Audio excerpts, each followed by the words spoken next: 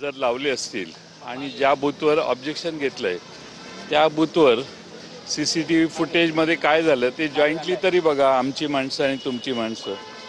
पण CCTV फुटेजचा एवढा खर्च केल्यानंतर सरकार त्याचा निवडणूक आयोग त्याचा वापर करत नसेल तर तो एक मोठा विनोद आहे असं मला वाटतं. परंतु सातत्यानं तुमचा पक्ष मतचोरीच्या संदर्भात पत्रव्यवहार करतो, तरी देखील एकही गुन्हा अद्याप देखील दाखल होत नाही.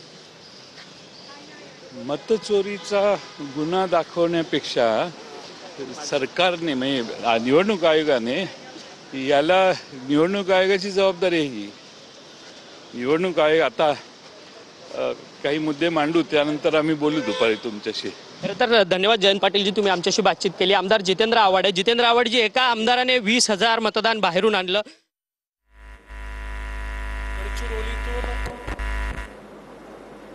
माओवादाच्या समाप्तीचा चॅप्टर लिहिण्याची सुरुवात आजच्या दिवसाच्या आत्मसमर्पणाने झाली आहे.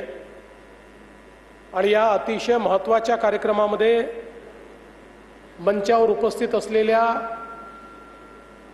राज्याच्या पोलीस विभागाच्या प्रमुख पोलीस महासंचालक श्रीमती रश्मी शुक्लाजी, आमचे सहकारी आमदार डॉक्टर मिलिंद नरोटेजी, त्याचप्रमाणे राज्य गुप्तवार्ता आयुक्त श्री शिरीष जैन, विशेष पोलीस महानिरीक्षक श्री संदीप पाटील, अप्पर पोलीस महानिरीक्षक विशेष कृती डॉक्टर शेरिंग दोर्जे, जिल्हाधिकारी श्री अविशांत पांडा, पोलीस उपमहानिरीक्षक श्री अंकित गोयल, CRPFचे उपमहानिरीक्षक अजय कुमार शर्मा, गडचिरोलीचे पोलीस अधीक्षक श्री निलोत्पल, मुख्य कार्यकारी अधिकारी श्री सुहास गाडे, श्री अशोकराव नेते या ठिकाणी उपस्थित सर्व मान्यवर, आपल्या सेंट्रल फोर्सेसचे, राज्य पोलीस दलाचे, IBचे, भारत सरकारचे, महाराष्ट्र सरकारचे सर्व अधिकारी आणि उपस्थित सर्व भगिनी आणि बंधूंनो, गेले जवळपास 40 वर्षापेक्षा जास्त काळ सातत्याने माओवादाशी लढणारा आमचा गडचिरोली जिल्हा सुरुवातीच्या काळामध्ये चंद्रपूर, गडचिरोली, भंडारा, गोंदिया हा सगळा भाग माओवादाने ग्रसित होता. आणि त्यात विशेषतः गडचिरोली जो आमचा सीमावर्ती भाग आहे, एकीकडे छत्तीसगड आहे, दुसरीकडे तेलंगणा आहे आणि इतरही सगळा माओवादी भाग, तिकडे ओरिसा, झारखंड असेल किंवा इकडे आंध्र प्रदेश असेल, अशा सगळ्या भागाशी या ठिकाणी दंडकारण्याच्या माध्यमातून संपर्कात असलेला हा सगळा भाग हा मोठ्या प्रमाणात विकासापासून वंचित राहिला.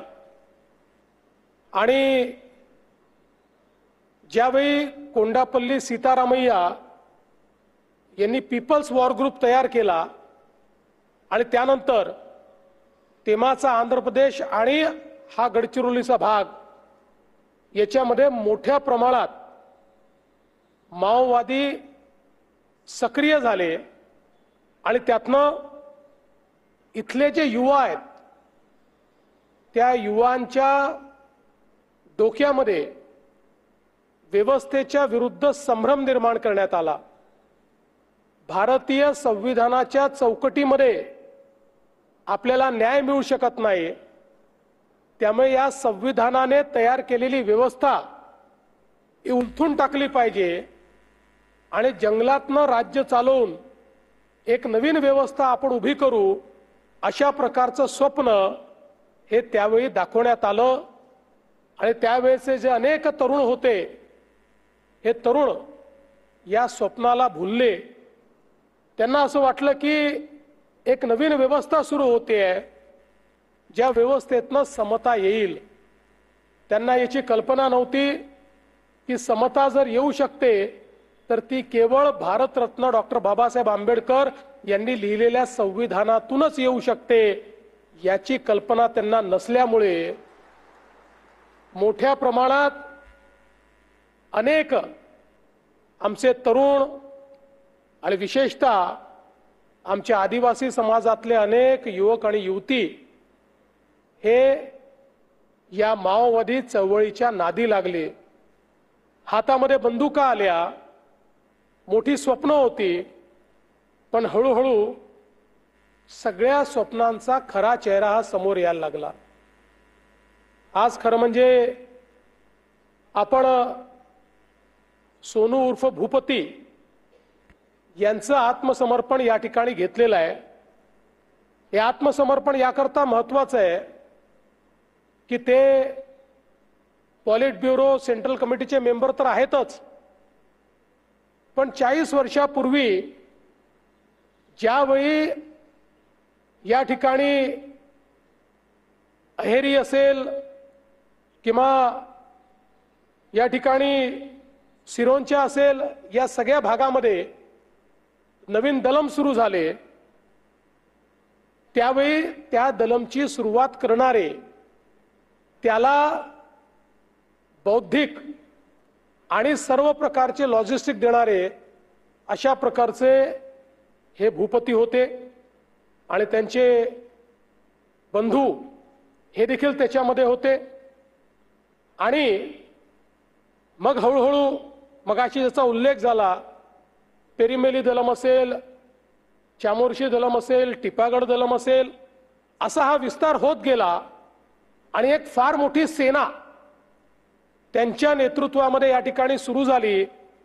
आणि तेलंगणाचा, आताच्या तेलंगणाचा भाग हा आपला महाराष्ट्राचा गडचिरोलीचा भाग, बाजूचा छत्तीसगडचा भाग, या सगळ्या भागामध्ये एक प्रकारे या संपूर्ण माओवादी मोहिमेचे म्होरक्या म्हणून भूपतींनी जबाबदारी स्वीकारली आणि एक प्रचंड मोठा लढा उभा केला. आणि म्हणूनच ज्यावेळी गेल्या 10 वर्षामध्ये प्रधानमंत्री नरेंद्र मोदीजींच्या माध्यमातून एक ट्विन स्ट्रॅटेजी तयार झाली आणि त्या स्ट्रॅटेजीमध्ये एकीकडे प्रशासन आणि विकास हा समाजातल्या शेवटच्या व्यक्तीपर्यंत पोहोचला पाहिजे, आणि दुसरीकडे जे लोक शस्त्र घेऊन हिंसाचार करतायत त्यांच्यासमोर 2च विकल्प राहिले पाहिजे. एक तर त्यांनी शस्त्र सोडून मुख्य व्यवस्थेत यायचं, अन्यथा पोलीस कारवाईला सामोरं जायचं. अशा प्रकारची स्ट्रॅटेजी अत्यंत मोठ्या प्रमाणात देशामध्ये मोदीजींनी सुरू केली.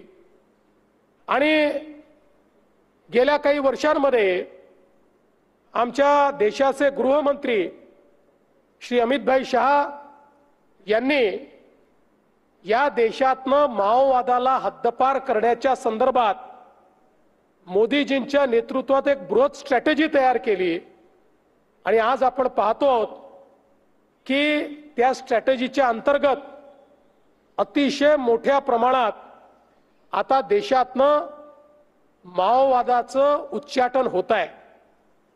पण विशेष अभिनंदन मी आमच्या गडचिरोली पोलिसांचं, आमच्या C60चं करेन की त्यांनी या संपूर्ण मोहिमेमध्ये सातत्याने मोहिमेचं नेतृत्व घेतलं.